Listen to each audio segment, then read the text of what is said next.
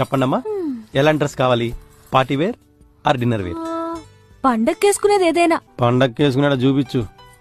ఎక్కడి నుంచో తగలాడతారు మా ప్రాణాలు తీయటానికి. చెప్పులు చూడు ఎలా ఉన్నాయో, కర్మ. ఇవన్నీ కాదు. Oh welcome sir, what you want sir? చెప్పండి. ఒక ఏంజిల్ కోసం వచ్చాను.